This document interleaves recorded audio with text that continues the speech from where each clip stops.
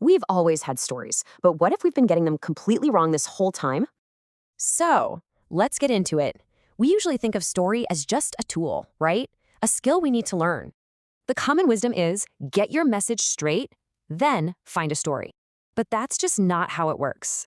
Author Jonathan Gottschall flips this whole idea on its head. He says story isn't something we just invented. Nope. He calls it a species-defining behavior. It's literally baked into our biology. So this is a huge shift. Story isn't just window dressing. It's how our brains are actually built. It's the main way we make sense of the world, figure out what matters, and even who we are. Okay, so if it's that fundamental, how does this engine actually work? What's the universal structure? It's pretty simple, really. Trouble, a hero, and a resolution. You see this pattern everywhere. I mean, everywhere. But you know what the key ingredient is? That first thing, trouble, conflict. It's absolutely essential. Conflict is the signal that flips the switch in our brains. It grabs our attention and makes things stick. Gottschall puts it perfectly. Without that trouble, there's just no story, nothing for our brains to latch onto. And this biological fact totally reverses how we should think about strategy. It's a real game changer.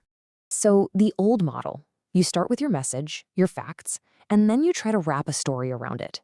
But that's completely backwards. We don't think and then feel. We feel our way to understanding through story.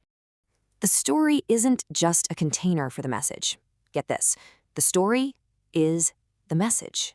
You can't separate them. So the new model flips that completely. You have to start with the story, with the trouble, the human part. And the results are night and day. The old way gives you just data. The new way, it creates real connection. But this isn't just some abstract theory. You know what it really is? It's permission. Permission to stop just decorating your messages. And permission to start with the real human conflict first. And why does that even matter? Well, because then you're not just communicating, you're making real meaning. Think about it like this. You're not just building a strategy. You're helping someone see themselves in the story. So story isn't the vehicle, it's the shared ground we're all standing on, the human terrain. Which leads to the real question. What story are you in? And what trouble will you use to make meaning?